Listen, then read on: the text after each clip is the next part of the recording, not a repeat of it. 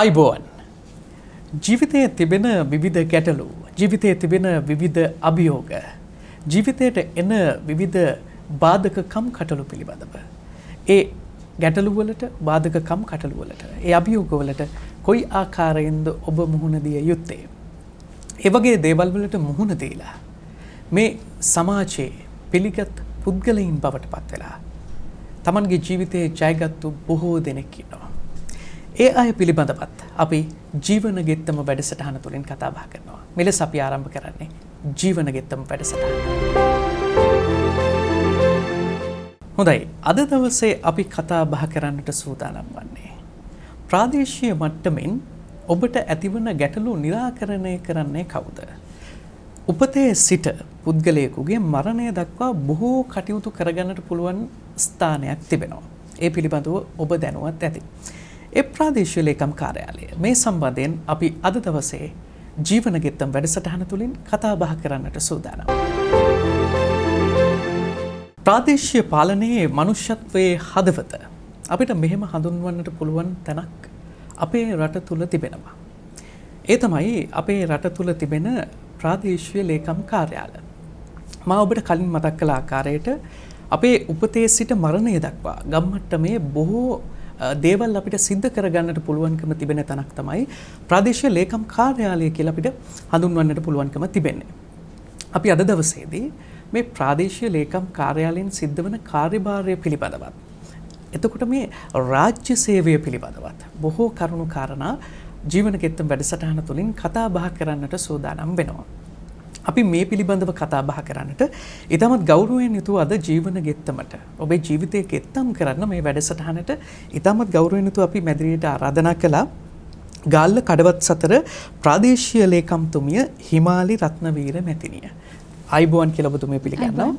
හොඳයි, අපි මේ කතා බහ ආරම්භ කරන්න සූදානම් වෙන මේ කතා බහට කලින් ඔබතුමියගේ පුංචි කාලෙට ගියොත් හොඳයි කියලා මට හිතුණා. අපි ඔබතුමියගේ පුංචි කාලය පිළිබඳව පොඩි විග්‍රහයක් කරමුකෝ. ඔව්, මම ඉපදුනේ සුන්දර බදුල්ල දිස්ත්‍රික්කයේ හල්දුමුල්ල කියන ග්‍රාමයේ. ඉන්න අනතුරුව මගේ මවත් පියාත් දෙන්නම දකුණේ අය. ඒ නිසා හම්බන්තොට ප්‍රදේශයට අපි පදිංචිට ආවා. ඉතින් ඇත්තට මගේ ජීවිතේ කුඩා කාලේ වැඩිපුර කාලයක් ගත කළේ හම්බන්තොට තමයි. ඒ නිසා අදටත් මම මගේ ගම විදියට හඳුන්වන්නේ හම්බන්තොට. ඉතින් ඇත්තටම කුඩා කාලේ ගත්තොත් මම සාමාන්‍යයෙන් ගොඩක් කුඩා දරුවන් වගේ ඉතා අහිංසක ළමයෙක් නන් නෙවෙයි. ගොඩක් දඟකාරයි. අම්මගෙන් තාත්තගෙන් නිතරම ගුටි කාපු දරුවෙක්. හැබැයි ඉස්කෝලේදී නම් ගොඩක්ම කීකරු ශිෂ්‍යාවක්. හැබැයි ඉස්කෝලේදීත් රණ්ඩු සරුවල් ඇති නෝනාම නෙවෙයි. හැබැයි මගේ අධ්‍යාපන කටයුතු මම හොඳින් කරගෙන ගියා. ඒ වගේම මම ක්‍රීඩාවට කුඩා කාලේ සිටම කැමැත්තක් දැක්වුවා. ඒ වගේම දක්ෂතාව දැක්වුවා. ඉතින් මම මගේ අධ්‍යාපනය සහ ක්‍රීඩාව සමතුලිතව ඉදිරියට ගෙන ගියා. දැන් අපි ඔබතුමියගේ මේ අධ්‍යාපනය ලැබපු පාසල පිළිබඳවත් කෙටි මතක් කිරීමක් කරමුකෝ. ඔව්, ඇත්තටම එක පාසලක් නෙවෙයි. පාසල් කීපයකට මට යන්නට සිද්ධ වුණා. මුලින්ම හල්දුමුල්ල කනිෂ්ඨ විද්‍යාලයට මම ගියේ. එතනින් තමයි මම අකුරු කළේ. ඉන් අනතුරුව හම්බන්තොට ප්‍රාථමික විද්‍යාලයත් ශිෂ්‍යත්වය සමත් වීම අනතුරුව හම්බන්තොට ශාන්ත මේරි ජාතික පාසලටත් ඒ වගේම උසස් පෙළ අධ්‍යාපන කටයුතු සඳහා තංගල බාලිකා විද්‍යාලයටත් ඇතුළත් වුණා.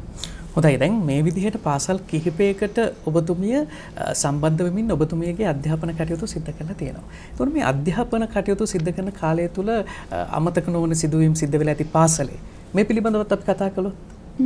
අමතක නොවන සිදුවීම් නම් ඉතාමත් ගොඩක් තියෙනවා. ඇත්තටම ක්‍රීඩා කටයුතු වලදී මම හිතන්නේ අපි සමස්ත ලංකා මට්ටමටම නෙට්බෝල් තරඟාවලිය සඳහා ඉදිරිපත් වුණා. ඉතින් ඒක මට ජීවිතය අමතක නොවන සිද්ධියක්.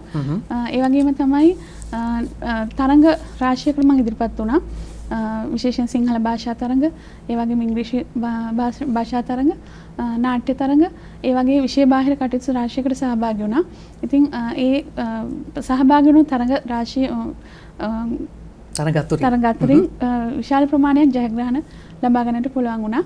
ඒ වගේම පාසල් දෙකේම ශිෂ්‍ය නායිකාව විදිහට කටයුතු කරන්නට පුළුවන් වුණා. ඉතින් දැන් බොහෝ දේවල් අපිට අද දවසේ කතා බහ කරන්නට තිබෙනවා. මහජනතාව මෙතුමිය වෙනුවෙන් දැවැන්ත සේවාවක් සිද්ධ කරලා තියෙනවා. ඉතින් ඒ සේවාව පිළිබඳව අපි විස්තර ඔබට ඉදිරියේදී කියන්නම්.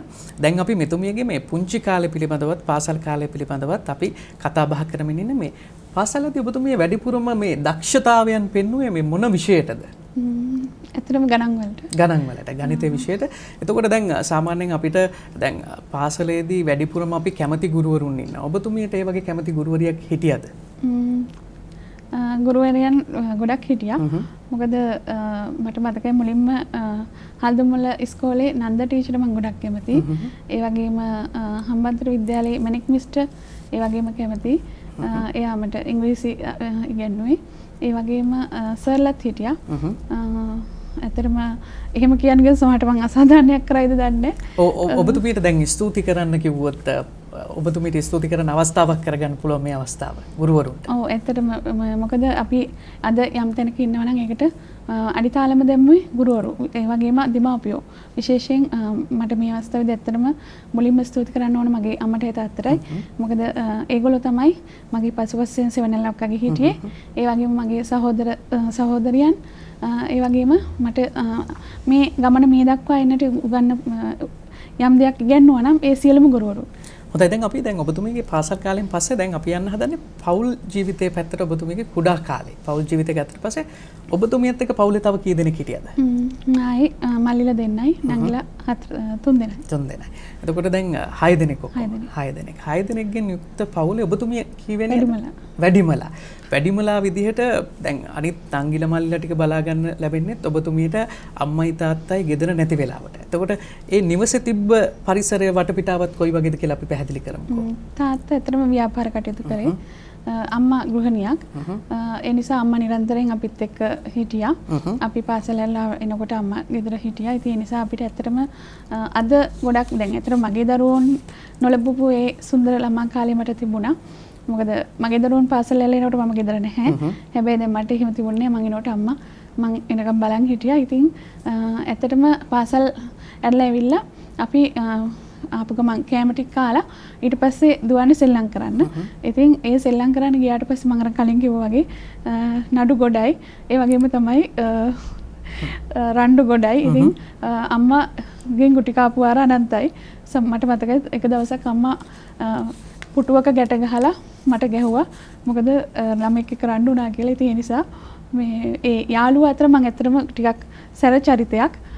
ඉතින් ඒ නිසා හැබැයි යාළුවත් ගොඩක් හිටියා. සැර වුණාට අර හැමෝත් එක්කම සුහදව හිටියා. හැබැයි පොඩ්ඩක් හරි අසාධාරණයක් වෙච්ච ගමන් ඉවසන්නේ පිරිමි ළමයින්ටත් පවක් ගහනවා. ඒ නිසා පොඩ්ඩක් අර යාළුවෝ චුට්ටක් සරපරුස චරිතයක්. එහෙම කිව්වොත් නිවැරදි. ඔව් ඉතින් මේ දැන් මේ කතා බහ මේ විදිහට අපි සුන්දරව අද දවසේ ජීවන ගෙත්තම් වැඩසටහන තුලින් කතා කරමින් ඉන්නේ. මේ දැන් අපි එකපාරටම මේ ප්‍රාදේශීය මේ සේවාව පිළිබඳව මේ ප්‍රාදේශීය ලේකම් කාර්යාලය තුලින් මොනවද වෙන්නේ කියන කාරණේ පිළිබඳව එකපාරටම කතා කරන්න යනවට වැඩිය අපි මේ වගේ ආරම්භයක් ගත්තොත් හොඳයි කියලා හිතුන නිසා තමයි ජීවන ගෙත්තම් වැඩසටහනින් මේ වගේ ආරම්භයක් ගත්තේ. මොකද මෙතුමිය අද ඉන්න තැන ගත්තට පස්සේ ඊටමත් විශේෂ තැනක් බවට පත් වෙලා තියෙනවා. ඒ පිළිබඳව අපි කතා කරමු. දැන් පෞල් ජීවිතය පිළිබඳව මෙතුමියගේ කුඩා කාලේ කොයි ආකාරයෙන්ද ගෙවුනේ කාලවකවානුව. එතකොට පාසල් ජීවිතය කොයි ආකාරයෙන්ද ගත කළේ කියන කාරණා පිළිබඳව අපි කතා බහක් කළා. එතකොට දැන් ඉන් පස්සේ ඔබතුමිය දැන් පාසල් යන අවදීමද තීරණය කළේ මේ රාජ්‍ය සේවයට සම්බන්ධ වෙනවා කියලා. නැත්නම් පාසල් යන අවදියේ හීනයක් තිබ්බද මම මේ වගේ රැකියාවකට යොමු වෙන්නේ කියලා?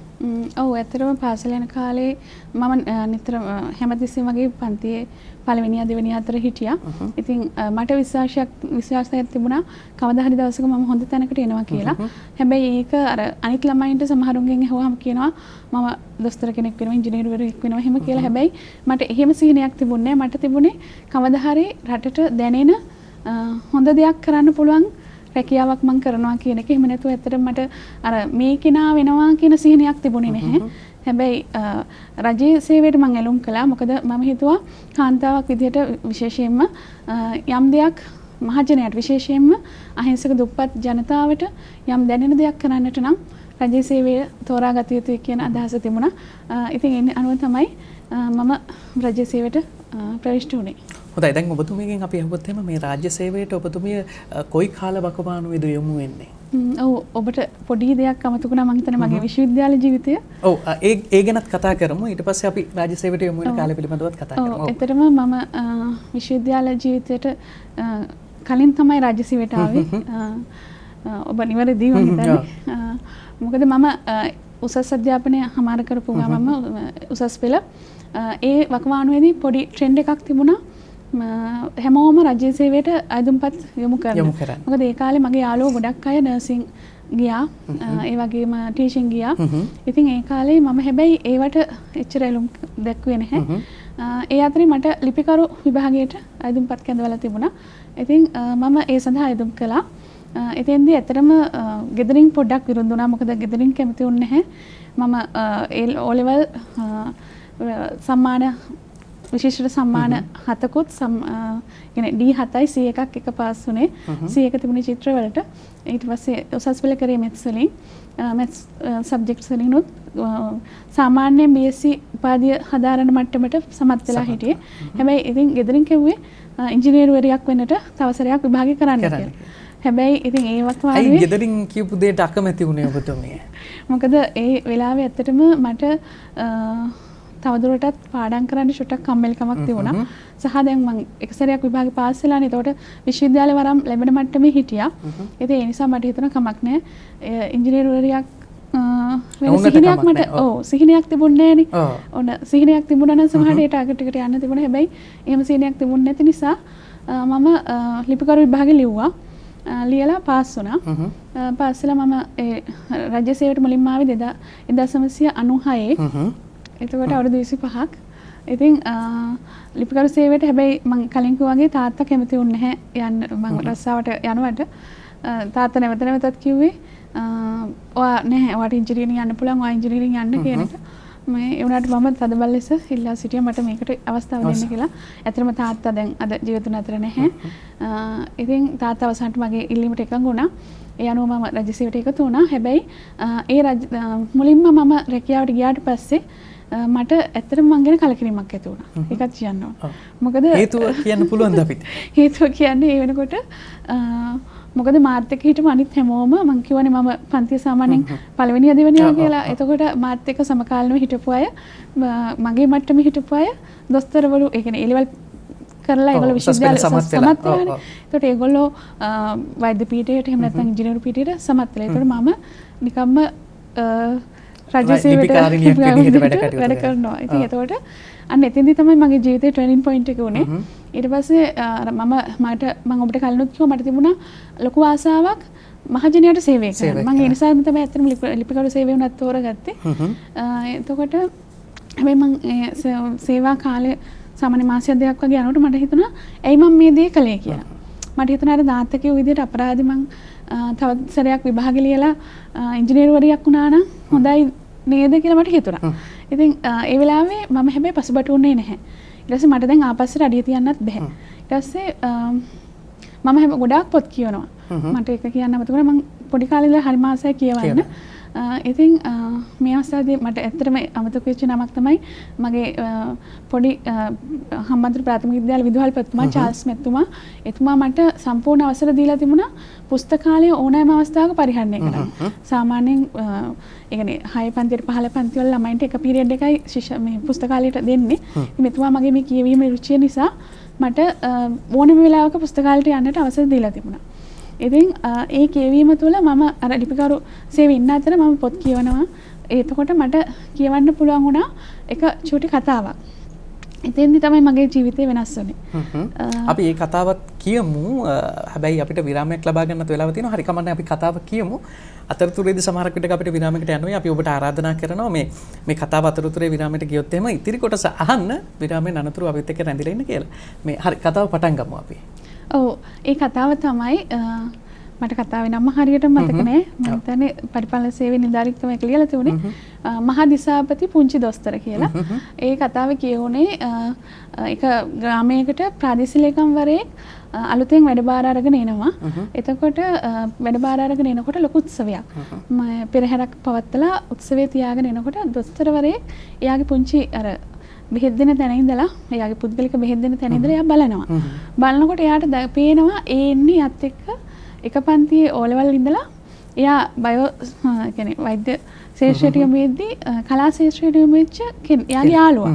ඉතින් එතකොට එයා හිතනවා මම කියන්නේ ජීව විද්‍යා විෂයධාරයෙන් ගිහිල්ලා මට මේ ගමේ තියෙන පිළිගැනීම සහ එතකොට දැන් අරයා කලා විෂයධාරයෙන් ගිහලා එයාට තියෙන පිළිගැනීම කියලා. එතකොට දැන් මෙතෙන්දී ඇත්තටම කිසිම රැකියාවක් මම පහත් කරනවත් එහෙම කරනව නෙමෙයි උනට මගේ හිතට දැනෙන දේ මම කියන්නේ. ඒතකොට මම කල්පනා කරා මේක තමයි මගේ ජීවිතේ ටර්නින් පොයින්ට් එක විය යුත්තේ. මොකද මට ඒ මොනවා හරි දැන් මම ඔබට කියවනේ මට ඉහළම තැනකට යන්න මම හිතාගෙන හිටියා කියලා. හැබැයි ඒ හිතාගෙන හිටපු තැන නෙමෙයි මම එතකොට ඒ වෙනකොට හිටියේ. ඒතර මම හිතුවා නෑ මට මේක තමයි මගේ ජීවිතේ ටර්නින් පොයින්ට් එක විය යුත්තේ. ඒතර මේ මොකද ලින්දට වැටුණා නම් ලින් කටින්ම ගොඩ එන්නට ඕන. ඉතින් ඒ නිසා මම හිතාගත්තා කවදා හරි මම ශ්‍රී ලංකා පරිපාලන සේවයට ඒ විභාගයෙන් සමත් වෙලා මේ වගේ තනතුරකට යනවා කියන එක. හොඳයි. ඉතින් අපි ඔය තනතුරට ආපු කතාවනේ කතා බහ කළේ. එතකොට විශ්වවිද්‍යාලයට ගිහින් ඒ ජීවිත කතාවත් මෙතුමියගේ තියෙනවා. එතකොට ඒ ජීවිත කතාව ගැන අපිට දැනගන්න වෙන්නේ විරාමයෙන් පස්සේ. අපි ආරාධනා කරනවා කෙටි විරාමයක් ලබා ගත්තයින් පස්සේ නැවතත් ජීවන ගෙත්තම් වැඩසටහන සමගින් ඔබට සම්බන්ධ වෙන්න කියලා. මොකද ඔබට වටිනා කියන කරුණු කාරණාත් අපි මේ වැඩසටහන තුළදී ඉදිරියට කතා බහ කරන්නට සූදානම්ින් ඉන්නවා. ඒක නිසා කෙටි විරාමයක් අපි දැන් ලබා ගන්නවා. රැඳී සිටින්න මේ ජීවන ගෙත්තම. විරාමයෙන් අනතුරුව නැවතත් ජීවන ගෙත්තම් වැඩසටහන අපි ආරම්භ කරන්නට සූදානම් වෙන්නේ. අද දවසේ අපිත් එක්ක ඉන්නවා ගාල්ල කඩවත් සතර ප්‍රාදේශීය ලේකම්තුමිය හිමාලි මහත්මිය. ඉතින් මෙතුමියගේ කුඩා කාලය පිළිබඳව අපි කතා බහ කරා. එතකොට රාජ්‍ය සේවය පිළිබඳව තව බොහෝ දේ කතා කරන්න තියෙනවා. අපි නැවැත්තුවේ විශ්වවිද්‍යාලයට ගියපු කතාව ඔබට කියනවායි කියලා මෙතුමියගේ ජීවිත කතාවේ. අපි ඒ කතාව කියමු. ඔව් ඇත්තටම මම ලිපිකරු සේවයේ ඉන්න අතරම තමයි විශ්වවිද්‍යාලයට ප්‍රවිෂ්ඨ වුණේ. ඉතින් ඇත්තටම ඒ අවස්ථාවේදී මට ඇත්තටම මගේ සේවා ස්ථානයේ ප්‍රධානීන් මට ඉතා විශාල විදිහට උදව් කරා. විශේෂයෙන් මගේ අංශ ප්‍රධානී වුණ සමන්නායක මහත්තයා. දැන් පුංචි බාධා කිරීමක් සිදු කරන්න වෙනවා. දැන් වෙන කෙනෙක්ට නම් විශ්වවිද්‍යාලයට ගිහින් ඊට පස්සේ තමයි උපාධිය ලබා ගත්තට පස්සේ තමයි රැකියාව ලැබෙන්නේ. දැන් ඔබතුමියට රැකියාවක් තියෙනවා. රැකියාවක් එක්ක තමයි ඔබතුමිය මේ විශ්වවිද්‍යාලයට පිවිසෙන්නේ. අපි මේ ගැනත් කියමු අපි මේ කතාව බහේදී. ඇත්තටම මොකද ඒ කාලේ වෙනකොට ඔබ දන්නවද දන්නේ නැහැ. මොකද ලංකාවේ විශ්වවිද්‍යාලවල පොඩි ගැප් එකක් තිබුණා. මොකද අර භීෂණ සමයත් එක්ක විශ්වවිද්‍යාල පටන් ගැනීමේ පොඩි ගැප් එකක් තිබුණා. ඒ නිසා බහුතරයක් ශිෂ්‍යයන් විශ්වවිද්‍යාල අධ්‍යාපනයට පෙර ඒ රැකියාවල කටයුතු නියුතු වුණා. විශ්වවිද්‍යාලේ වුණත් ඒක එච්චරම ගණන් ගත්තේ නැහැ. මොකද ඒ කාලවක වණුවේ තිබුණ සමාජ ගැටලුවත් එක්ක. ඉතින් මට ඇත්තටම මගේ රැකියාව හම්බුනේ අවුරුදු 20 දී. ඉතින් ඒ අනුව මම විශ්වවිද්‍යාලයට අභ්‍යන්තර ශිෂ්‍යාවක් විදිහට ගියා රුහුණු විශ්වවිද්‍යාලයේ භෞතික විද්‍යාපීඨයට. ඉතින් ඒ රැකියාව සහ අධ්‍යාපනය කියන දෙකම ඉතාමත් හොඳින් සම්බරව කටයුතු කරගන්නට මට හැකි වුණා. මගේ විශ්වවිද්‍යාල මිතුරන් මට උදව් කරා. ඒ වගේම මගේ කාර්යාල මිතුරුනුත් මට උදව් කරා. ඉතින් ඒ දෙකේම අඩුවක් නොවෙන්නට මම ඒ කටයුතු කරා. විශේෂයෙන්ම විශ්වවිද්‍යාලයේ ක්‍රීඩා කටයුතු වලටත් මම සම්බන්ධ වුණා. නෙට්බෝල්, වොලිබෝල්, එල්ලි කියන ක්‍රීඩා වලින් මට විශ්වවිද්‍යාල වර්ණ හම්බුණා. ඉතින් ඒක ඇත්තටම ලොකු දෙයක්. මොකද දිනපතා විශ්වවිද්‍යාලයට එන්නට බැරි වුණත් ඒ ආපු කාලය තුළ මම සීලම දේවල් විශ්වවිද්‍යාලය තුලත් කරා බාහිර කටයුතු. ඉතින් ඒ වගේම අවසාන වසරේදී මට විද්‍යාපීඨයේ ක්‍රීඩා නායිකා විදිහටත් කටයුතු කරන්නට පුළුවන් වුණා. හොඳයි. ඉතින් මේ අධ්‍යාපනයට විතරක් නෙමෙයි මෙතුමිය මේ පුංචි කාලේ ඉඳන්ම ක්‍රීඩාවටත් දක්ෂතාවය දක්වලා තියෙනවා. ඉතින් අපි ආරාධනා කරනවා මේ ජීවන ගෙත්තම වැඩසටහන විශේෂයෙන් අපේ දෙමව්පියෝ නරඹනවා. විශේෂයෙන්ම මේ අපේ අම්මලා තමයි මේ ජීවන ගෙත්තම වැඩසටහන ගෙදර ඉඳන් නරඹන්නේ ගෘහණියෝ. ඉතින් මේ ඔබේ දරුවෝ සමහරක් විටක අධ්‍යාපනයටම ඔබ යොමු කරනවා වෙන්නට පුළුවන්. හැබැයි ඔබ කල්පනා කරලා බලන්න අධ්‍යාපනයට පමණක් ඔබේ දරුවා සීමා නොකර විෂය බාහිර ක්‍රියාකාරකම් වලටත් ඔබේ දරුවාව යොමු කරන්න. අපි ආදරණීය ගුරු මෑණිවරුන්ගෙනුත් පියවරුන්ගෙනුත් මේ කාරණේ අපි ඉතාමත් ගෞරවයෙන් යුතුව ඉල්ලනවා. ඉතින් මෙතුමියගේ ජීවිත කාලයට ඒ අත්දැකීම් ඒ දේවල් ලැබුණු නිසා තමයි වර්තමානයේ ඉන්න තැන අද මෙතුමිය ඉන්නේ සහ වැජබෙන්නේ. ඉතින් මේ දැන් කැම්පස් එකෙන් පස්සේ උපාධිය ලබා ගත්තට පස්සේ ඊට පස්සේ මොකද වුනේ? ඇත්තටම කැම්පස් එකේදීම තමයි මගේ ජීවන සහකාරිය හම්බ වෙන්නේ.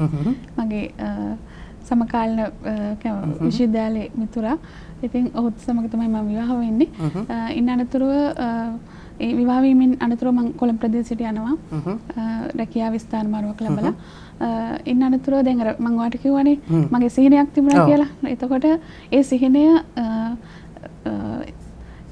මොනවාද සාක්ෂාත් කරගන්නට මම කටයුතු කළා. සිහිනයක් දැක්කට වැඩක් නැහැ. ඒ සිහිනයට මොනවා හරි තියෙන්න ඕන පාත් එකක්, ඇක්ෂන් ප්ලෑන් එකක් තියෙන්න ඕන. ඉතින් ඒ අනුව මම කටයුතු කළා. ඒ අනුව මම ශ්‍රී ලංකා අධ්‍යාපන පරිපාලන සේවයේ තරඟ විභාගයෙන් සමත් වුණා. ඒකට ලංකාවෙම ගණිතාංශයෙන් 6 දෙනයි තෝරගත්තේ. ඒ 6 දෙනා අතරට එන්නට මට පුළුවන් වුණා 2005 වර්ෂයේදී. ඒ අනුව මම අධ්‍යාපන අමාත්‍යාංශයේ සහකාර අධ්‍යාපන අධ්‍යක්ෂවරියක් විදියට රාජකාරී බාරගත්තා 2005 වර්ෂයේදී. හැබැයි ඒ ඉන්න අතරේදී මට ලොකු සිහිනයක් තිබුණා මම අර කලින් කිව්වා වගේ පරිපාලන සේවයට. මොකද අධ්‍යාපන පරිපාලන සේවය කිව්වහම මේක එක සීමාවක් විතරයි. ඒ කියන්නේ අධ්‍යාපන ශ්‍රේෂ්ඨයට විතරයි. ඒතකොට මට ඕනේ ඊට එහාට ගිහිල්ලා අර මම කලින් කිව්වා වගේ දුක් විඳින ජනතාවට මහජන සේවාවක් වඩා පුළුල් විදියට කරන්නට. ඉතින් අනුව මම අධ්‍යාපන පරිපාලන සේවයේ ඉන්න අතරෙම ශ්‍රී ලංකා පරිපාලන ශ්‍රේණියේ විරුද්ධ තරඟ විභාගයට මුහුණ දුන්න 2006 වර්ෂයේදී මට ඒ මගේ සිහිනය මල්පල ගන්නට පුළුවන් වුණා. 2006 වර්ෂයේදී තමයි මට ශ්‍රී ලංකා පරිපාලන සේවයට එන්නට පුළුවන් වුණේ. හොඳයි. ඉතින් 2006 වසරේදී පරිපාලන සේවයට ශ්‍රී ලංකාවේ මෙතුමිය යොමු වෙනවා.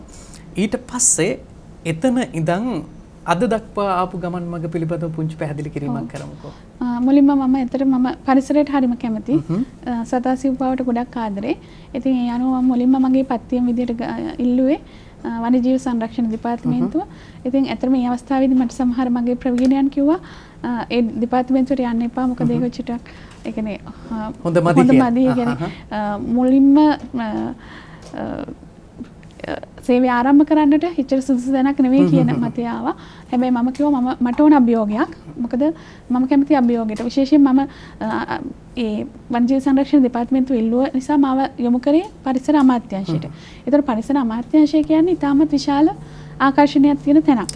ඒතර ඒ අමාත්‍යාංශයේ ඉන්න මගේ ශ්‍රේෂ්ඨ නිලධාරීන් තමයි මට කිව්වේ ඔයා යන්න එපා. මොකද ඔයා මේ ඒ කියන්නේ එතකොට මට වැඩි වයසක් නැහැ. ඔයා තාම පොඩි වැඩි තරුණියක් යන්න එපා කියලා. හැබැයි මොකද මාත් එක්කම ආවා මගේ ජේෂ්ඨ දෙන්නෙක් ඒ වෙලාවේ ස්ථානමාරු ලැබලා ආවා. කලින් ප්‍රාදේශීයකමරු විදිහට වැඩ කරපු අය දෙන්නෙක්. ඒ දෙන්නගේ කෙනෙක් අපි යවමු ඔයා මෙතන ඉන්න කියලා. හැබැයි මං කොහේ මට ඕන අභියෝගයක්. මං කැමති අභියෝග වලට.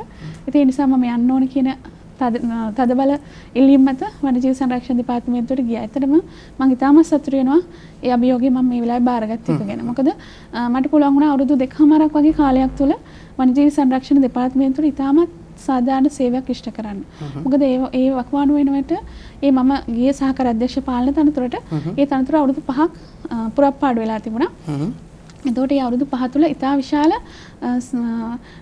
ඒ දෙපාර්තමේන්තු නිලධාරීන්ගේ කටයුතු කළමනාකරන කටයුතු අඩාල වෙලා තිබුණා.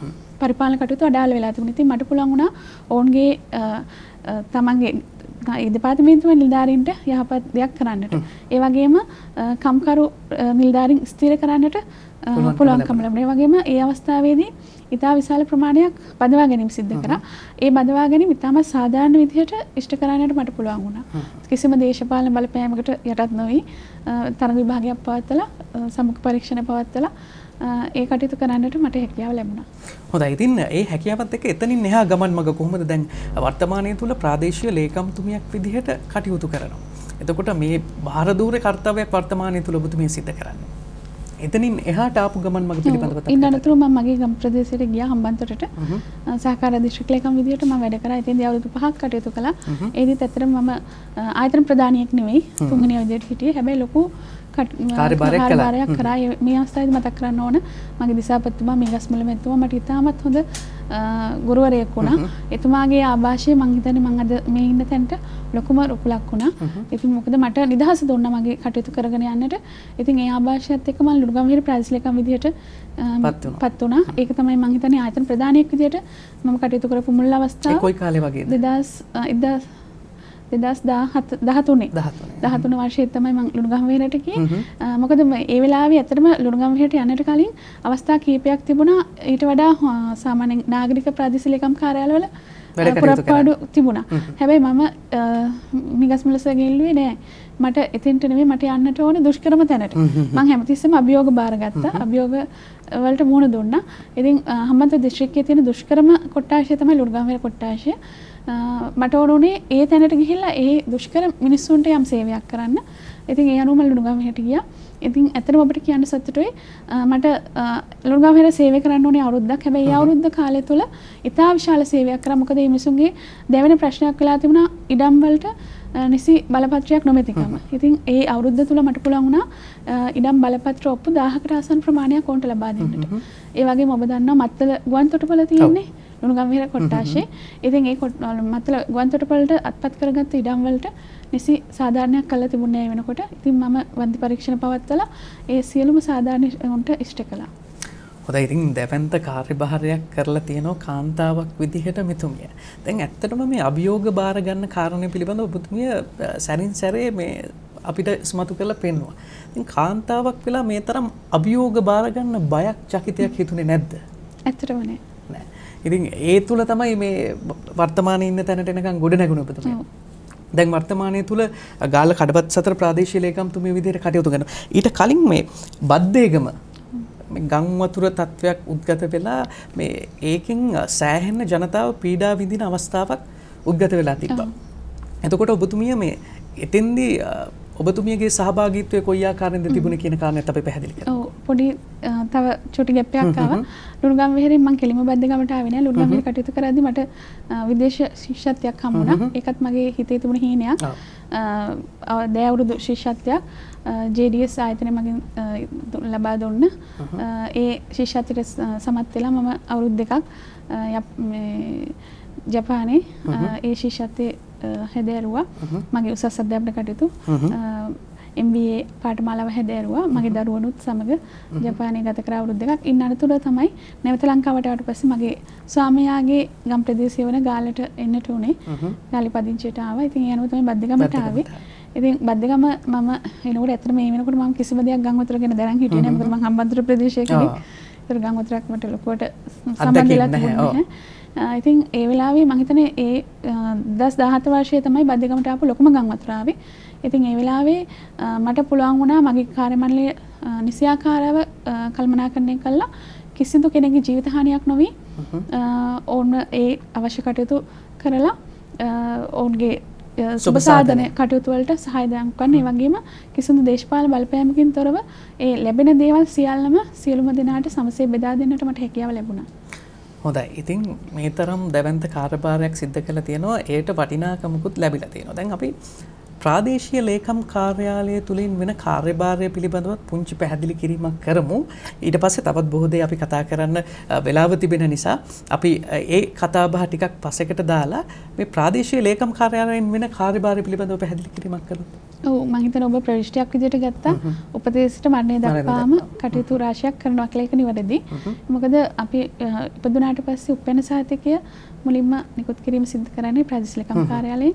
ඉතින් මම හිතන්නේ ඔබ දන්නවා ඇති ඔබ සියලුම දෙනා ප්‍රාදේශීය ලේකම් කාර්යාලයට තමයි උපැන්න සහතිකයක් පිටපතක් ලබා ගන්නට පැමිණෙන්නේ. ඉතින් මම හිතන්නේ ඒ වගේම ඔබේ හැඳුනුම්පත ලබා ගැනීම සඳහා ප්‍රාදේශීය ලේකම් කාර්යාලය හරහා තමයි සිද්ධ වෙන්නේ. ඒ වගේම සමාජ සේවා කටයුතු විශේෂයෙන් වැඩිහිටි ආධාර ඊළඟට සමාජ සේවා ආධාර මහජන ආධාර ඒ වගේ විශාල ප්‍රමාණික ආධාර ලබා දීමත් සිද්ධ වෙනවා. ඒ වගේම ප්‍රධාන අමාත්‍යාංශ රාශියක බිම් මට්ටමේ කටයුතු සිද්ධ කරන්නේ ප්‍රාදේශීය ලේකම් කාර්යාලය හරහා. උදාහරණයක් විදිහට ඉඩම් අමාත්‍යාංශය ඒ වගේම ආපදා කළමනාකරණ අමාත්‍යාංශය ඒ වගේ අමාත්‍යාංශ රාශියක කටයුතු සමුද්‍රය දෙපාර්තමේන්තුව ඒ වගේ අමාත්‍යාංශ දෙපාර්තමේන්තු රාශියක බිම් මට්ටමේ කටයුතු කරන ප්‍රධානම කාර්යාලය තමයි ප්‍රාදේශීය ලේකම් කාර්යාලය. හොඳයි. ඉතින් ඔන්න අපිට වෙලාව තියෙන විදිහට අපි තාමත් කෙටියෙන් මේ ප්‍රාදේශීය ලේකම් කාර්යාලයෙන් වෙන කාර්යභාරය පිළිබඳව මතක් කළා. ඔබට ප්‍රාදේශීය ලේකම් කාර්යාලයෙන් සිද්ධ කරගන්නට පුළුවන් කාර්යභාරයන් පිළිබඳව යම්කිසි අවබෝධයක් ඇති. ඉතින් මේ වැඩසටහන තුළින් ඒ අවබෝධයත් ඔබට ලබා දීම සිද්ධ කරන්නට අපේ කරුණක් වෙනවා. ඉතින් දැන් මේ විදිහට කටයුතු කරද්දී දැන් මම යොමු වෙනවා වෙනත්ම පැත්තකට. ඒ තමයි මට පත්‍රිකාවක් ලැබුණා. මේ තියෙන්නේ 2020 සුපිලිපන් ප්‍රණහම සම්මානය සඳහා වසරේ අභිමානවත් රාජ්‍ය නිලධාරියා ලෙස ගාල්ල කඩපත් සතර ප්‍රාදේශීය ලේකම්තුමිය හිමාලි රත්නවීර මැතිණිය මේ තෝරාපත් කර ගැනීමේ පරීක්ෂණයක් එහෙම නැත්නම් මේ පුංචි තරඟයක් තියෙනවා. තරඟයක් කිව්වොත් මා නිවැරදි මං හිතන්නේ. මේක පිළිබඳව අපි පොඩ්ඩක් පැහැදිලි කිරීමක් කරමුකෝ. ඔව් ඇත්තටම ලංකාවේ ට්‍රාන්ස්පරන්සි ඉන්ටර්නැෂනල් ආයතනය මගින් වසරක් පාසා පවත්වන තරඟාවලියක්. මේ තරඟයේදී ඇත්තටම නිලධාරියා විශේෂත්වය වන්නේ මේ තරඟය සඳහා ඉදිරිපත් වෙන්නේ එහෙම නැත්නම් අයදුම්පත් ඉදිරිපත් කරන්නේ අපි නෙවෙයි. මොකද මහජනතාව තමයි අපිව නම් කරන්නේ. ඒක තමයි ඇයි ඔබතුමියට මහජනතාව මේ තරම් ආදරේ? මං හිතන්නේ ඔවුන්ගේ හදවතේ තියෙන ප්‍රශ්න ගැටලු හඳුනාගෙන ඒ ප්‍රශ්න ගැටලු වලට මම අවශ්‍ය උත්තරය දෙනවා කියලා මං හිතනවා. ඉතින් ඒ අනුව තමයි විශේෂයෙන් ගාල්ල ප්‍රදේශයේ ඒ මහජනතාව අතුරෙන් තමයි මාව නාම යෝජනාව ලබා දීලා තිබුණේ. ඒ අනුව ඒ ආයතනයෙන් මට කතා කරලා ඇහුවා මේවැනි තරඟාවලියක් සඳහා ඔබතුමිය යෝජනා වෙලා ඉන්න ඔබතුමිය කැමතිද කියලා. මං කිව්වා මට ප්‍රශ්නයක් නැහැ. ඒ සඳහා මං ඉදිරිපත් වෙන්නම් කියලා. ඉතින් ඒ අනුව උන් මගේ ඒ සුදුසුකම් තොරතුරු ටික අරගෙන ඒ අනුව මම හිතන්නේ ලංකාව පුරා අයදුම්පත් රාශියක් ඉදිරිපත් වෙලා තුන විද්‍යුත් ශාස්ත්‍ර වලින් ඒ අයදුම්පත් අතරින් විද්වත් විනිශ්චය මණ්ඩලයක් 5 දෙනෙක්ගෙන් යුක්ත සම්බන්ධ වෙලා අයදුම්පත්‍ර 10ක් අවසන් වටේ සඳහා තෝරාගෙන තිබුණා. ඉන් අනතුරු ඒ 10 දෙනා ඔවුන්ගේ කාර්යාලයට කැඳවලා සම්මුඛ පරීක්ෂණයක් පැවැත්තුවා. ඉතින් ඒ සම්මුඛ පරීක්ෂණයෙන් අවසන් 5 දෙනෙක් තෝරගෙන තියෙනවා. ඉතින් ඒ 5 දෙනා අතරින් ඔවුන් කියන්නේ ඒ 5 දෙනාම ජයග්‍රාහකයෝ. මොකද 5 දෙනා නෙවෙයි අතරම 10 දෙනාම ජයග්‍රාහකයෝ. ඒ අතරිනුත් 5 දෙනා සුවිශේෂී ජයග්‍රාහකයෝ. ඉතින් ඒ අනුව ඒ 5 දෙනා අතරින් වඩාම මහජන ප්‍රසාදයේ තියෙන කෙනා තෝරා ගැනීම තමයි උන්ගේ අභිලාෂය. ඒ අනුව තමයි මේ SMS තරඟාවලියක් ආරම්භ කළා තියෙන්නේ. ඉතින් මම හිතන්නේ මම මේ අවස්ථාවේදී මතක් කළොත් මාත් සමග තරඟ වදින අය ඒක මම හිතන්නේ හොඳයි කියලා. මොකද මතක් කරමු. ඔව් ඒක තමයි මම මුලින්ම ඉන්නවා ඒත් මගේ සමකාලීන මෙහෙලියක් චමිලා අතපත්තු සම්ප්‍රකාර කොමසාරිස්වරිය. ඒ වගේම වනජීවි සංරක්ෂණ දෙපාර්තමේන්තුවේ නිලධාරියෙක් ඉන්නවා. ඒ වගේම පොලිස් නිලධාරියෙක් ඉන්නවා නුවර ප්‍රදේශයේ සුදත් මාසිංහ මහත්තයා. ඒ වගේම ඒත් මගේ සමකාලීන මිත්‍රෙක් ඉන්නවා යාපනයේ ප්‍රාදේශීය ලේකම් සුදර්ශන් මහත්මයා සහ මම. හොඳයි. ඉතින් මේ කාරණේ ආරම්භ වුණේ ජනවාරි 12. හරියටම දවල් 12ට. එතකොට ජනවාරි 22 වෙනිදා වෙනකන් මේ වැඩ කටයුත්තට ඔබට SMS මනාව පළ කරන්න පුළුවන්. ඒ කොහොමද කියලා අපි මතක් කරමුද? ඔව් ඇත්තටම අපි 5 දිනකට අංක 5ක් දීලා තියෙනවා. ඒ අර අපේ වාසගමේ එන අකුරු පිළිවෙල අනුව. ඉතින් මට ලැබිලා තියෙන අංක 4. එතකොට ICON හිස්තැනක් අංක 4 යොදලා 011 588යි 26යි 26ට ඒ මහජන ප්‍රසාදය පළ කරන්නට පුළුවන්. ඒ අනුව 22 වෙනිදා 12න් පස්සේ මනාප ලබා ගැනීම අවසන් වෙනවා. ඒ අනුව 24 වෙනිදා ඕන් ප්‍රකාශයට පත් කරනවා. වැඩිම මේ 5 දින අතරින් වැඩිපුරම මහජන ප්‍රසාදයේ තියෙන රාජ්‍ය නිලධාරියා කවුද කියන එක. හොඳයි. ඉතින් අපි ඔබට ආරාධනා කරනවා ජීවන ගෙත්තම් වැඩසටහන තුළින් හොඳම රාජ්‍ය නිලධාරිනිය බවට පත් කරන්න ඔබට ඔබේ යුතුයකම ඉෂ්ට කරන්න ඔන්න වෙලාව ඇවිල්ලා තියෙනවා. මොකද මේ අපේ මහජනතාවම තමයි මහජනතාවට සිද්ධ වෙන මේ සේවාව පිළිබඳව මේ වගේ රාජ්‍ය නිලධාරීන් ඇගීමට ලක් කරන්න කටයුතු කරලා තියෙනවා. ඉතින් ට්‍රාන්ස්පරන්සි ඉන්ටර්නැෂනල් ආයතනය මගින් තමයි සංවිධානය කරන්නේ මේ වැඩ කටයුත්ත. එතකොට දැන් ඔබට අපේ හිමාලි රත්නවීර මැතිනියට මනාපේ පළ කරන්න පුළුවන් ICON ස්පේස් එක ඊට පස්සේ අංක 4 ලෙස ටයිප් කරලා 0.115 80ටයි 26යි 26 0.115 80ටයි 26යි 26 කියන දුරකථන අංකයට ඔබේ SMS මනාපය ලබා දෙන්න. එතකොට අපිට පුළුවන්කම තිබෙනවා මෙතුමියව මේ තරගෙන් ජයග්‍රාහිකාවක් බවට පත් කරන්න. ඉතින් මේ රාජ්‍ය සේවය පිළිබඳව තවත් බොහෝ කරුණු කාරණා අපිට තිබෙනවා කතා කරන්න. ඇත්තටම මේ මෙතුමිය කරලා තියෙන කාර්යභාරය පිළිබඳව තමයි අපි අද දවසේ කතා බහ කරන්නේ. ඒ වගේම තමයි මේ රාජ්‍ය සේවාව පිළිබඳවත් අපි කතා බහට ලක් කරනවා අපිට තිබෙන වෙලාව ඇතුළත. හොඳයි. දැන් අපි ආයෙත් එනවා අපේ සුපුරුදු කතා බහට. මේ දැන් රාජ්‍ය සේවයට බොහෝ දෙනෙක් බයිනවා. ඇයි මේ? ඇත්තටම මම හිතන්නේ ඒක මෙහෙම දෙයක්ත් තියෙනවා. සමහරක් වෙලාවට අපි කොච්චර හොඳ කළත් හොඳ ඉස්මතු වෙනවට වඩා අර කරන එක නරක දේ ඉස්මතු වෙනවා වැඩි. ඒ කියන්නේ විවේචනය වෙනවා වැඩි. ඉතින් මම හිතන්නේ සමස්තයක් ගත්තොත් මම හිතන්නේ රාජ්‍ය සේවකයන් ඉතාමත් කැපවීමෙන් වැඩ කරනවා. හැබැයි ඒ අතරින් අර එක්කෙනෙක් දෙන්නෙක් කරන ඒ නරක වැරදි නිසා මුළු රාජ්‍ය සේවයම අපකීර්තියට පත් වෙලා තියෙනවා. මම උදාහරණයක් කියන්නම්. එක මකුණෙක් කෑවොත් කන්න එක මකුණයි. හැබැයි මුළු මකුණු සංහතියටම අපි විනාශ කරනවා. ඉතින් ඒ වගේ තමයි අර එක්කෙනෙක් කරන වැරද්දක් සහ සමස්තයටම දේ ලැබිලා තියෙනවා. ඉතින් මම හිතන්නේ හැබැයි දැන් මම ඔබට අවධානය යොමු කළොත් පහුගිය කොරෝනා අවධිය. එතකොට බහුතරයක් අය තමන්ගේ ජීවිත ආරක්ෂාව උදෙසා නිවෙස් වලට වෙලා ගෙදරට වෙලා ගත කළා. හැබැයි රාජ්‍ය සේවකයන් වන අප එළියට බැස්සා. ඉතින් අප එළියට බැස්සේ නැත්නම් මේ තත්ත්වය මර්ධනය වෙන්නේ කොහොමද? විශේෂයෙන් සුව සේවාව, ඒ වගේම හමුදා සේවාව, ඒ වගේම රාජ්‍ය සේවාව. අනිකුත් ලංකාවේ තියෙන සියලුම ප්‍රාදේශීය ලේකම් කාර්යාලවල සියලුම ශේෂ්ඨ නිලධාරීන් එකවන්ව වැඩ කළා.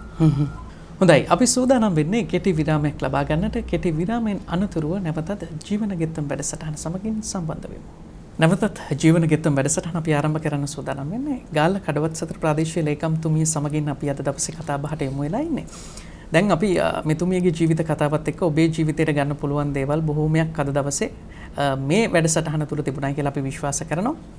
ඒ වගේම තමයි මේ ප්‍රාදේශීය ලේකම් කාර්යාලයෙන් අපිට මොන වගේ දේවල්ද කරගන්න පුළුවන් කියන කාරණයත් අපි අපිට වෙලාව තිබෙන විදිහට පැහැදිලි කළා.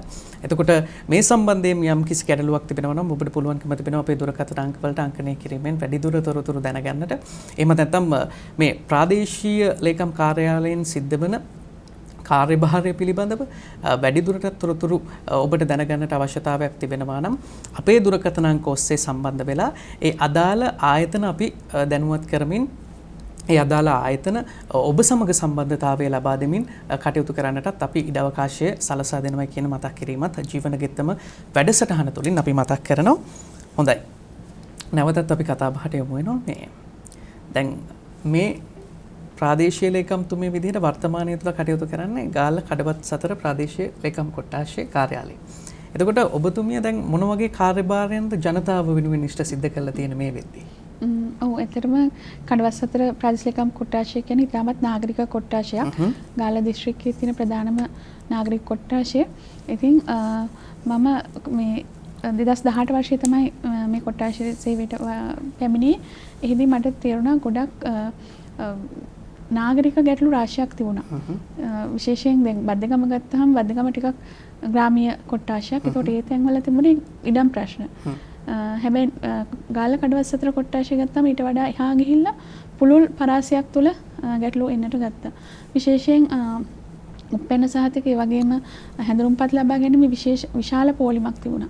ඉතින් ඒ වගේම තමයි පුද්ගලයන් ගත්තත් මහජනතාව ගත්තත් මගේ සේවල් දායකයන් ගත්තොත් ඔවුන් යම් අධ්‍යාපන මට්ටමක් තියෙන දැනුමක් තියෙන අය. ඉතින් ඒ අනුව මට හිතුණා අපි සාම්ප්‍රදායික රටාවේ මිදිලා ඔවුන්ට වඩා කාර්යක්ෂම ඵලදායී සේවාවක් ලබා දෙන්නට නම් තාක්ෂණය උපයෝග කරගත යුතුයි කියන එක.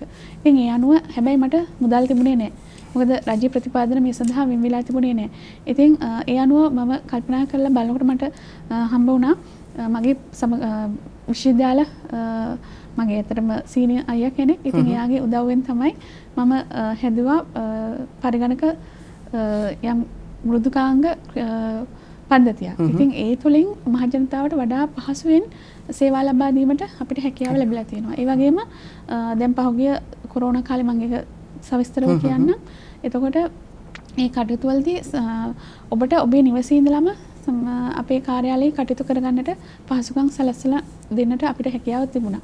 ඉතින් හැබැයි දැන් මේ දවස්වල පොඩ්ඩක් අපි මේ කටයුතු తాවකාලිකව අත්හිටවලා තියෙන මේ කොරෝනා තත්ත්වයත් එක්ක එහෙම නැත්නම් විශේෂයෙන් තාක්ෂණය පෙරමුණු කරගෙන සේවාලාභීන්ට තමන්ගේ සේවාවන් වඩාත් පහසුවෙන් කරගන්නට පුළුවන් වටපිටාවක් සැකසීම තමයි මම හිතන්නේ මම මුලින්ම කඩවස්සත ප්‍රාදේශීය ලේකම් කාර්යාලයට කරපු ලොකුම සේවාව. ඉතින් මම ඇත්තටම ඒ ගැන ගොඩක් සතුටු වෙනවා. දැන් මේ අවස්ථාව වෙනකොට අපේ පරිගණක පද්ධතිය සම්බන්ධයෙන් අමාත්‍යාංශ මට්ටමෙනුත් සාකච්ඡා වෙනවා. අමාත්‍යාංශනොත් අපේ කණ්ඩායමක් ඇවිල්ලා ඒ පරිගණක පද්ධතිය පරීක්ෂා කළා. ඕන් ඉතාමත් සතුටටපත් වුණා.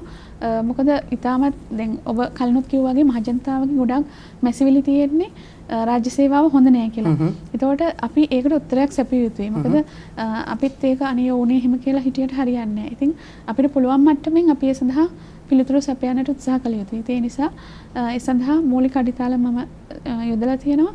ඉතින් එදි විශේෂයෙන්ම මගේ කාර්යාලයට එන හැමෝම ලියාපදිංචි කටයුතු කරගන්නවා පරිගණක මෘදුකාංගය ඔස්සේ. එතකොට නැවත නැවතත් කෙනෙක් මගේ කාර්යාලයට આવොත් එයාගේ නැවත නැවතත් තොරතුරු ලබා ගැනීමට අවශ්‍ය වන්නේ විශේෂයෙන්ම UR කෝඩ් එකක් භාවිතා කරලා ඒ තොරතුරු යාවත් කාලික නැවතත් දෙවනි වතාවට එන කෙනාව හඳුනා ගැනීමටත් කටයුතු කරන්න තියෙනවා. ඒ වගේම අංශයට යොමු කරද්දී ඒ පරිගණක පද්ධතිය හරහා තමයි යොමු කිරීම වෙන්නේ. එතකොට මම කාර්යාලේ හිටියත් නොහිටියත් මට පුළුවන් යම්කිසි වැඩක ප්‍රමාදයක් තියෙනවා නම් මගේ ටැබ් යන්ත්‍රය ඔස්සේ ඒ මගේ කාර්යාලයට ලොග් වෙලා ඒ කටයුත්ත තියෙන ප්‍රමාදය මොකක්ද කියන එක බලන්න. ඒ වගේම Facebook පිටුව හරහා අපි ලොකු සේවාවක් කළා. මම ඔබට කලින් කිව්වා වගේ පහුගිය කොරෝනා කාලේ ඉතාමත් විශාල සේවාවක් ගල කොට්ටාශයට කරන්නට පුළුවන් වුණා. ඔබ දන්නවා නාගරික කොට්ටාශයක් වුණාම කරපිංච කොලේ පවා අම්මිරිස් කරලා පවා කඩෙන් තමයි ගන්න. ඉතින් ඒ වෙලාවේ මම අවබෝධ කරගත්තා මගේ කොට්ටාශී ජනතාවට ඉතා විශාල සේවාවක් මේ අවස්ථාවේ අවශ්‍ය වෙලා තියෙන මොහොතක්. ඉතින් යනුව ක්‍රියාත්මක කළා ප්‍රදේශයේ ඒ ව්‍යාපාරිකයන් සමග සම්බන්ධ වෙලා ගේන් ගෙට ගේ ළඟටම බඩුමලු ලබා දීමේ වැඩපිළිවෙලක් කටයුතු දියත් කළා. ඒ කටයුතු දියත් කිරීමේදී ඇත්තටම සමාජ මාධ්‍ය ජාලය තමයි උපයෝග කරගත්තේ. දැන් මේ ඔබතුමිය පිළිබඳව මේ බොහෝ සෙයින් සමාජ මාධ්‍ය තුල කතා බහ කරනවායි කියලා අපිට දැනගන්න ලැබුණා. මේ ගැනත් අපි ඔය ගමම්ම පැහැදිලි කිරීමක් කරමු. මොකද මම දකින දෙයක් තමයි බොහෝ අර ඔබ කලින් කිව්ව චෝදනාවටත් ඒ හේතු වෙන්නට පුළුවන්. මම අර කලින් කිව්වා වගේම අපි මම විතරක් නෙවෙයි ඇත්තටම ප්‍රාදේශීයකම් කාර්යාලවල ප්‍රාදේශීයකම්වරු අනිත් ලංකාවේ ඉන්න 330 ගණක් තියෙන ප්‍රාදේශීයකම් කාර්යාල ඒ සියලුම දෙනා බහුතරයක් ඉතාමත් හොඳින් තමන්ගේ රාජකාරිය කරනවා. ඒ වගේම ප්‍රාදේශීයකම් කාර්යාලවල අමතරව අමාත්‍යාංශ දෙපාර්තමේන්තුවල බහුතරයක් ඉතාමත් හොඳින් තමන් කටයුතු කරනවා. සමහරවිට තමන්ගේ කටයුත්තට එහා ගිහලා රාජකාරී කරනවා. හැබැයි ඒවා ගොඩක් අය දන්නේ නැහැ. ඉතින් එතකොට අර මම කලින් කිව්වා වගේ එක නරකක් තමයි ලොකුවට මේ දකින්නේ. ඉතින් මම ඒක පොඩ්ඩක් ඊට එහා ගිහිල්ලා මම කරන හොඳ දේවල් සමාජ මාධ්‍යයට මුදා හැරීම කටයුතු කළා. මොකද කඩවස් අතර අපි කියලා අපි Facebook පිටුවක් අපි තියෙනවා අපේ කාර්යාලේ. ඉතින් ඒ හරහා අපි කරන සියලුම හොඳ වැඩ අපි සමාජයට මුදා හරිනවා. එතකොට මිනිස්සු දන්නවා මේ වගේ සේවාවන් වෙනවා. එතකොට අපේ මොන හරි අඩුපාඩුවක් තියෙනවා නම් අපිට පුළුවන් මිනිස්සුන්ගේ ප්‍රතිචාරات ඒ හරහා ලබා ගන්නට. එතකොට අපි වැරද්දක් කළා තියෙනවා නම් අපිට පුළුවන් ඒ වැරද්ද නිවැරදි කරගන්න ඒ ඔස්සේ. ඉතින් මම කලින් කිව්වා වගේ මේ කොවිඩ් කාලේදී අපිට පුළුවන් වුණා ලොකු සේවයක් කරන්න. ඒ වගේ විශේෂයෙන්ම කොවිඩ් අවස්ථාවේදී මම රොබොටික් කිව්වා අපි සියලුම දෙනා ඇතුලේ හිටියේ. ගෙවල් ඇතුලේ හිටියේ. ඒතකොට අපිට රාජ්‍ය සේවකයන් විදිහට එළියට බහින්න සිද්ධ වුණා. ඒ වෙලාවේදී ඔබට මතක ඇති රුපියල් 5000ක් දුන්නා රජයෙන් ඒ ආදායම් මහිමවූ පුද්ගලයන්ට. එතකොට මගේ නිලධාරීන්ට සිද්ධ වුණා එළියට බහින්න. මම අර කලින් කිව්වා අර අපේ අර මොනවාද මේ බඩුමලු ලබා දීම අපි සියලුම දෙනා ඇතුළේ ඉඳන් තමයි දුරකථන ඔස්සේ සම්බන්ධ වෙලා සමාජ මාධ්‍ය ඔස්සේ සම්බන්ධ වෙලා තමයි ඒ කටයුතු සිද්ධ කළේ. අපේ ආරක්ෂාවත් තියාගෙන. හැබැයි අර රුපියල් 5000 බෙදන්න අවස්ථාවේදී මගේ නිලධාරීන්ට සිද්ධ වුණා මිනිස්සු අතරට යන්නට. එතකොට මට ලොකු බයක් දැනුණා. අනේ මේ අය ගිහිල්ලා මොනවා හරි මේ අයට කරදරයක් වුණොත් අවසානට වක් කියන්න වෙන්නේ මට. එහෙම වුණොත් මට ඒක ලොකු හිත පීඩාවක් වෙයි. ඉතින් එතකොට මම කල්පනා කරා මොකද්ද මට කරන්න පුළුවන් දේ. එතකොට මම කතා කරලා බැලුවා මේ සඳහා ප්‍රතිපාදන වෙන්විලා නැහැ. අපිට හැමතිස්සෙම ප්‍රතිපාදන තමයි හරහට තියෙන දෙයක් කරන්න ගියාම ඒ වුණාට මම මේ වැඩේ අතහැරියේ නැහැ. මම තීරුම් ගත්ත මේ අයට එළියට යවනවා නම් මේ අයගේ ආරක්ෂාව සැලසිය යුතුයි. ඒ අනුව උන්ට ඒ වෙනකොට සුව සේවාවන් සඳහා යම්කිසි ආරක්ෂිත ඇඳුම් කට්ටියක් ලබා දීලා තිබුණා. හැබැයි අපිට ඒක ලැබලා තිබුණේ නැහැ. ඒ අනුව මම ඒ කටයුතු සම්බන්ධ කරගෙන මම හිතන්නේ ලංකාවේ පළවෙනි වතාවට ප්‍රාදේශීයකම්වරයෙක් විදිහට ප්‍රාදේශීයකම් කාර්යාලයේ ශේෂ්ඨ නිලධාරීන් සියලුම දෙනා සඳහා ඒ ආරක්ෂිත ඇඳුම් කට්ටිය ලබා දෙන්නට පුළුවන් වුණා. ඉතින් ගාල්ල ප්‍රදේශයේ ව්‍යාපාරික ප්‍රජාව මට ඒ සඳහා දායකත්වය ලබා දුන්නා. ඔවුන්ගෙන් මම ඉල්ලීම කරාට පස්සේ ඔවුන් ඒ සඳහා ඉදිරිපත් වෙලා ඒ සියලුම ඒ මුදල් ආධාර ලබා දීලා කටයුත්තට හොඳායක වුණා. ඉතින් ඒ අනුව ඒ ශේෂ්ඨ නිලධාරීන් මම හිතන්නේ 150ක් විතර ප්‍රමාණයකට ඒ ඇඳුම් කට්ටිය ලබා දෙන්නට පුළුවන් වුණා. ඉතින් ඒ අනුව ආරක්ෂිතව ඔවුන්ට ගිහිලා තමන්ගේ සේවය කරන්නට පුළුවන් වුණා. හොඳයි. ඉතින් බොහෝ දේවල් තිබෙනවා කතා කරන්න වෙලාව හරස් වෙන නිසා තමයි අපි මෙතරම් ඉක්මනට කතා කරන්නේ. පුංචි අඩුපාඩුවක් නිසා සමහරක් වෙලාවට අපි රාජ්‍ය සේවයට කොයිතරම් චෝදනා කරනවද? හැබැයි ඔවුන් කරන කාර්යභාරය කොතෙක්ද? දැන් මෙතුමිය ගත්තට පස්සේ මෙතුමිය දැවැන්ත කාර්යභාරයන් කරලා තියෙනවා. හැබැයි මේ ගැන අපි කතා කරනවද? අන්න එතන තමයි ප්‍රශ්නේ තියෙන්නේ. අපි හැම වෙලාවකදීම මේ රාජ්‍ය සේවයේ වැරදි දකිනවා වෙනුවට ඔබටත් පුළුවන්කම තිබෙනවා මෙවැනි මෙතුමිය වැනි රාජ්‍ය සේවකයන් සේවිකාවන් මේ සිද්ධ කරන සමාජ මෙහෙවර පිළිබඳව කතා කරන්න. වැටුපට එහා ගිය දෙයක් ජනතාව වෙනුවෙන් මේ රාජ්‍ය සේවයේ නිරත වෙලා ඉන්න බොහෝ පිරිස් සිද්ධ කරනවා. මෙතුමියත් ඒ වගේ වැටුපට පමණක් සීමා නොවි මෙතුමිය සමාජ සේවාවන් සිද්ධ කරනවා. අපි මේ ගැනත් කතා කරමු. Tamanගේ වැටුපට වැඩිය එහා ගිය මේ සමාජ සේවාවන් සිද්ධ කරන්න. ඇයි ඔබතුමිය අදහස් කළා මේ වැඩේට බැහැලම මේ වැඩ කටයුත්ත කරන්නේ? ඇත්තටම මම හැමතිස්සෙම හිතන දෙයක් තමයි මේ මගේ රැකියාව මට ලැබුණේ පෙර පිනකට. ඉතින් ඒ නිසා මම අදහන ආගම අනුව බෞද්ධ ආගම අනුව පෙර පිනක් නිසා තමයි මට මේ හැමදේම ලැබිලා තියෙන්නේ. ඒතකොට මේ ආත්මේ තව පින් රැස් කරගන්න තමයි මට මේ රැකියාව ලැබිලා තියෙන්නේ. ඉතින් ඒ නිසා ඒ අනුව හිතලා තමයි මට මගේ ළඟට එන සේවාලාභියෙක් දිහා මම බලන්නේ ඒ විදිහට. මට යම්කිසි එයාට උදව්වක් කළා මට පිනක් රැස් කරගන්න අවස්ථාවක් තමයි මේ උදා වෙලා තියෙන්නේ. ඒ අනුව තමයි මම කටයුතු කරන්නේ. ඉතින් ඒ වගේම තමයි මම අර ඔබට කලින් කිව්වා වගේ මම හැමතිස්සෙම හිතනවා ඒ මහජනයාට සේවය කිරීම තුළින් ඒ දේ ප්‍රතිලාභයක් විදිහට අපිට මොන ආකාරයෙන් හරි එයි. ඒ මට නැත්තම් මගේ දරුවන්ට හරි ඒ දේ පළදීමක් සිද්ධ වෙයි. ඉතින් ඒ නිසා මම හැමතිස්සෙම අර දුප්පතාගේ දුක්ඛ හඳුනගෙන ඒ අයට උදව් කරන්නට උත්සුක වෙනවා. මම හැමතිස්සෙම හිතන දෙයක් තමයි ඉදෙන්නට හැකිනම් බතක් වී බතක් නොඉදෙන පළක රහසේ කියන කතාව. ඒක තමයි මම හිතන්නේ මගේ රැකියාවේ මම තේමා ගීතය කරගන්නේ. හොඳයි. ඉතින් එතුමියගේ ජීවිත කතාව, එතුමියගේ මේ රාජකාරිය මොකක්ද? ඒ රාජකාරියට කරන සාධාරණත්වය, ඒ වගේම මහජනතාවට කොයි වගේ සේවාවක්ද සිද්ධ කරන්න කියන කාරණය ඔබට කියන්නට හේතුව තමයි මේ වැඩසටහන තුළින් මේ සැඟවුණු යථාර්ථය අපිටත් අවශ්‍ය වෙලා තිබ්බ ඉස්මතු කරන්න. මේ රාජ්‍ය සේවයේ තිබෙන යථාර්ථය ඉස්මතු කළේ නැත්නම් ඔබ හැමදාමත් මේ රාජ්‍ය සේවයට චෝදනා කරනවා. ඉතින් ඔවුන් කරන දේ අපි ඇගීමට ලක් කරන්නට ඕනේ. සමහරක් විටක අපිට බොහෝ සෙයින් දකින්නට ලැබුණ පහුගිය දවස්වල කොරෝනා වසංගත තත්ත්වය නිසා මේ රුපියල් 5000 ප්‍රශ්නේ මේක සමහරක් වෙලාවට ප්‍රශ්නයක් බවට පත් නොවන අවස්ථාවන් වල සමහරක් වෙලාවට ප්‍රශ්නයක් බවට පත් කරගෙන මහජනතාව කතා කළා. ඉතින් මේ රාජ්‍ය සේවයේ නියැලලා ඉන්න මේ බොහෝ පිරිස මේ Tamanගේ ජීවිත ගැනවත් හිතන්නේ නැතුව අනිකාගේ ජීවිත ගැන හිතමින් තමයි මේ වැඩ කටයුත්ත කළේ. හැබැයි ඉතින් අපි පුංචි අඩුපාඩුකම් නිසා මේ කෙරෙන සේවාවට ලබා දෙන්න තියෙන වටිනාකම ලබා දිය යුතුයි නේද? මම ඔබගෙන් අහන එක නිසා අපි මේ රාජ්‍ය සේවය කොයි ආකාරයෙන්ද සිද්ධ වෙන්නේ කියන කාරණේ මනාව පැහැදිලි කරගෙන මේ රාජ්‍ය සේවයත් එක්ක කටයුතු කිරීමේදී වැඩ කටයුතු කරන්න ඕන කියන කාරණේ පැහැදිලි කරනවා. ඔබතුමියගෙන් අහන්න තියෙන අවසාන ප්‍රශ්න විදිහට මිනිත්තු 5 ඉතිරි වෙලා තියෙන්නේ. හොඳයි. ඔබතුමියට මේ අවසාන මිනිත්තු කිහිපය ගත වෙන්නේ මේ ඔබතුමිය මේ සේවයෙන් සෑහීමකට පත් වෙනවද සහ මේ අවසාන කාල පරිච්ඡේදය තුළ ඔබතුමිය සිද්ධ කරපු වැඩ කටයුතු පිළිබඳව අපි ඉක්මනින්ම මතක් කරමු. ඇත්තටම මම ඉතාමත් තෘප්තිමත් මගේ සේවා කාලය ගැන. විශේෂයෙන් මට මේ අවස්ථාවේදී මතක් වෙනවා මම බද්දගම කටයුතු කරද්දී අර ඔබට කලින් කිව්වා වගේ ගම් වතුර අවස්ථාවේදී බද්දගම වේල්ල කැඩී යාමේ ලොකු අවදානමක් ඇති වෙලා තිබුණා. ඉතින් ඒ වෙලාවේදී මට මේ පණිවිඩේ නැවත එනකොට පැය 7:00 වෙලාව.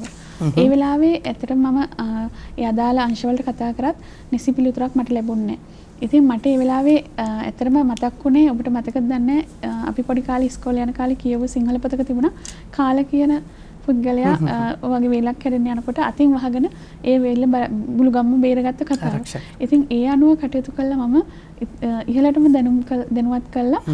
බද්දගම ඒ වේල්ල කැඩියාම අවදානම හමුදාවේ නිලධාරීන් 400ක් විතර යොදවලා මුළු රැයක් තිස්සේ වෙලිකොට්ට ගහලා බේර ගන්නට පුළුවන් වුණා. ඉතින් මම හිතන්නේ මගේ රාජකාරී ජීවිතයේ අමතක කරවන එක් සිදුවීමක් ඒක. ඒ වගේම තමයි ගාලකඩවස්ස ප්‍රාදේශීය ලේකම් කාර්යාලයේදී ඉතාමත් දැඩි තීන්දුවක් ගන්න මට පුළුවන් වුණා. පුද්ගලයන් ලියාපදිංචි කිරීම දෙපාර්තමේන්තුවේ ප්‍රාදේශීය කාර්යාලය දාන්නට සිද්ධ වුණා. ගාලකඩවස්සතර කොට්ටාශි. හැබැයි ඒ ඔවුන් සූදානම් කළා තිබුණේ ප්‍රාදේශීය කාර්යාලය පමණයි. හැබැයි මම ඉල්ලා සිටියා මෙහිදී එක්දින සේවාව කරනවා නම් හැඳුනුම්පත් කාඩ් එකක් එළියට කෙනෙකුට ලබා ගන්න පුළුවන් විදිහට ඒ කාර්යය කරන්න කියලා. ඉතින් ඇත්තටම කියන සතුටේ ලංකාවේ ප්‍රථම අවස්ථාවට කොළඹින් බැහැර ප්‍රාදේශීය කාර්යාලයක එක්දින සේවාව ආරම්භ කරන්නට මගේ කාර්යාලය තුළ ආරම්භ කරන්නට මට පුළුවන් වුණා. ඒ තුලින් අද දින ඇත්තටම හම්බන්තොට මොණරාගල බදුල්ල ඒ වගේ බිබිල ඒ වගේ ප්‍රදේශවල ඉඳලා පවා ජනතාව එනවා මගේ කාර්යාලයට එක්දින සේවාවක් කරගෙන යන්නට. මේ දවස්වල නම් පොඩ්ඩක් නවත්තලා තියෙන මේ කොරෝනා තත්ත්වය නිසා ලංකාවෙම නවත්තලා තියෙන්නේ. ඉතින් ඒ කාර්යයන් දෙක මට ඇත්තටම මගේ ජීවිතේ රාජකාරී ජීවිතේ අමතක නොවන සිදුවීම් විදිහට මට මතක් කරන්නට පුළුවන්. හොඳයි ඉතින් අවසාන වශයෙන් ඔබතුමියට මොනවද කියන්න තියෙන්නේ? ඇත්තටම මම හිතන්නේ අද මේ තරගාවලිය සඳහා මාව නම් වෙලා තියෙන්නේ මම මගේ රාජකාරී ජීවිතය තුළදී මගේ ලැබෙන වැටුප සහ මගේ දීමනා හැරෙන්නට මගේ ප්‍රයෝජනය සඳහා මම සති පහක්වත් වංචනික ලෙස දෝෂිත ලෙස මම යොදාගෙන නැහැ. ඒක නිසාම තමයි මම හිතන්නේ මේ සුපිලිපන් ප්‍රනාම සම්මාන උළෙල කියලා මේක. අනිවාර්යයෙන්ම. ඒ වගේම තමයි මම අර කලින් කිව්වා වගේ නාගරික කොට්ටාශයක් වෙච්ච ගාල්ල කොට්ටාශයේදී මට දැනෙන්නට ගත්ත යම්කිසි ඒ වගේම අර එක්දින සේවාව ආරම්භ කරද්දී මට දැනෙන්නට ගත්තා මෙතන සමහර වෙලාවට වංචාවක් වෙන්න පුළුවන්. දූෂණයක් වෙන්න පුළුවන්. ඉතින් ඒ අනුවම සුපිලිපන් නිලධාරියෙක් පත් කරා මගේ කාර්යාලය සඳහා. එතකොට ඔහුගේ කාර්යභාරය උනේ එතන යම්කිසි වංචාවක් දූෂණයක් වෙනවාද කියලා පරීක්ෂා කිරීම. ඔහු කෙලින්ම මට වාර්තා කළ යුතු එවැනි තත්ත්වයක් තියෙනවා නම්. ඉතින් ඒ වගේ තත්ත්වයක් තුළ මම හිතන්නේ ඇත්තටම මට පුළුවන් වුණා ඒ කොට්ටාශය තුළ තියෙන යම් වංචා දූෂණ තත්ත්වات වළක්වගෙන රාජ්‍ය සේවයට යම්කිසි හරාත්මක දෙයක් එක් කරන්නට. ඉතින් ඒ නිසා තමයි මම හිතන්නේ මට මේ අවස්ථාව ලැබිලා තියෙන්නේ. ඉතින් ඒ ගැන සතුටුයි. ඉතින් මහ ජනතාව අතර වඩාත්ම හිත් දිනාගත්ත නිලධාරියා වෙන්නට පුළුවන් නම් එයත් මම හිතන්නේ මගේ රාජකාරී ජීවිතේ ලැබෙන ලොකුම සතුටක් වේවි. ඉතින් ඔබටත් බොහොම ස්තුතියි මේ අවස්ථාවට මට සම්බන්ධ වීම සම්බන්ධ. හොඳයි. ඉතින් වසර 1996 දී මෙතුමිය මේ සමාජයට වැඩ කටයුතු කරන්න ආරම්භ කරලා ඒ ආපු ගමන් මඟ පිළිබඳවත් එතකොට එතුමියගේ ජීවිත කතාව සහ මේ එතුමියගේ ජීවිත කතාව තුළින් මේ සමාජයට කරපු බොහෝ කරුණු කාරණාවන් පිළිබඳවත් පැහැදිලි වුණා. එතුමිය කරලා තියෙන දේවල් ඇත්තටම මේ හෝරාවක කාලයේ මදි කියන්න. හැබැයි අපි ප්‍රධාන වශයෙන් තිබෙන කරුණු කාරණා තමයි මේ සාකච්ඡාවට භාජනය කළේ. ඒට හේතුව තමයි මේ රාජ්‍ය පාලනය එහෙම නැත්නම් මේ රාජ්‍ය කටයුතු කරද්දී අපිට බොහෝ සෙයින් අපිට මුහුණ පාන්න සිද්ධ වෙන කාරණයක් තමයි මේ වැඩ කටයුතු කරන බොහෝ දෙනෙක්ට මේ චෝදනා සහ ගැරහුම් වලට මුහුණ දෙන්න සිද්ධ වෙනවා. ඉතින් ඒ කාරණේ නිසාම තමයි මේ සාකච්ඡාව අපි ජීවන ගෙත්තම වැඩසටහන තුලින් අරගෙන ආවේ. අපි මෙතුමියට ස්තුතිවන්ත වෙනවා අද දවසේ ජීවන ගෙත්තම් වැඩසටහනට සම්බන්ධ වීම පිළිබඳව. ඉතින් අපි අවසාන වශයෙන් මතක් කරනවා එතුමියව 2020 වසරේ සුපිලිපන් ප්‍රනාම සම්මානය සඳහා තේරීපත් වෙලා තියෙනවා. ඉතින් මේ සම්මානය එතුමියට හිමි කරගන්නට ඔබේ වගකීම ඉෂ්ට කරන්නට උන අවස්ථාව තිබෙනවා. ඒ තමයි මේ එතුමිය අභිමානවත් රාජ්‍ය නිලධාරියා ලෙස ගාල්ල කඩපත් සතර ප්‍රාදේශීය ලේකම් කොට්ටාශය තුලින් අපිට පුළුවන් නම් මේ සම්මාන උළෙලේදී එතුමියට සම්මානය හිමි කරලා දෙන්න. ඔබට පුංචි දෙයක් කරන්න තියෙන්නේ. ඒ තමයි ජනවාරි 12 මේ සම්මාන උළෙලට මේ රාජ්‍ය නිලධාරීන් වෙනුවෙන් ඔබේ මනාපය පළ කරන්න අවස්ථාව ලැබුණා. ඉතින් ඒ දවල් 12 ඉඳන් ජනවාරි 22 වෙනිදා ඉඳන් 22 වෙනිදා වෙනකන් මේ වැඩ කටයුත්ත ඔබට සිද්ධ කරන්නට පුළුවන්. ඔබේ මනාපය පළ කරන්නට පුළුවන්. ඉතින් මම මතක් කරන්නම් කොහොමද ඔබේ මනාපය පළ කරන්නට ඕනේ කියන කාරණය. ඔබට තිරේ දිස් වෙනවා ICON ස්පේස් එකක් අංක 4 ලෙස ටයිප් කරලා 0.115882626 0.115882626 කියන දුරකථන අංකයට ඒ මනාපය ලබා දෙන්නට පුළුවන්කම තිබෙනවා. හොඳයි. ඉතින් මේ කාරණියත් ඔබට පැහැදිලි වෙන්නට ඇති කියලා අපි විශ්වාස කරනවා. අපි අද දවසේදී මේ ජීවන ගෙත්තම් වැඩසටහන වෙනුවෙන් එතුමියගේ වටිනා කාලය කැප කරමින් මේ අවස්ථාවට පැමිණීම සම්බන්ධයෙන් අපි ඉතාමත් ස්තුතිවන්ත වෙනවා ගාල්ල කඩවත් සතර ප්‍රාදේශීය ලේකම්තුමිය හිමාලි රණවීර මැතිතුමියට. අයබෝවන් කියලා වැඩසටහනින් සමු දෙනවා. ඉතින් ඇත්තටම ජීවන ගෙත්තම් වැඩසටහනට මේ කරුණු කාරණා පිළිබඳව කතා බහ කරන්නට එතුමිය පැමුණා වගේම එතුමිය ටීවී දිදුල බෞද්ධ රූපවාහිනී නාලිකාවේ නිර්මාතෘ පූජ්‍යපද මාලිගාවේ ලස්සජී නායක ස්වාමීන් වහන්සේගේ මේ ගෙන යන වැඩ කටයුත්ත පිළිබඳව එතුමිය සිත් පැහැදිලා එතුමියගේ දායකත්වයත් ටීවී දිදුල බෞද්ධ රූපවාහිනී නාලිකාවේ වැඩ කටයුතු වෙනුවෙන් නිරන්තරයෙන් ලබා දෙනවා. ඉතින් ඒක නිසාම තමයි අපි මේ වැඩසටහනට එතුමියව සම්බන්ධ කරගන්නට කටයුතු සූදානම් කරගත්තේ. එයත් අපි මතක් කරමින් ඔබේ ජීවිතයේ තවත් වටිනා කරුණු කාරණා පිළිබඳව පැහැදිලි කරන්නටත් ඒ වගේම ඔබේ ජීවිතයේ සමහරක් විටක පැන නැගී ඇති ප්‍රශ්න විසඳන්නටත් අපි ජීවන ගෙත්තම් වැඩසටහන තුළින් සූදානම් වෙනවා. ආරාධනා කරනවා ලබන සතියේත් ජීවන ගෙත්තම් වැඩසටහන සමගින් සම්බන්ධ වෙන්න. එහෙමනම් ජීවන ගෙත්තම වැඩසටහන තුළින් අපි සමු ගන්නවා. ඔබට සුබ දවසක්. ආයුබෝවන්.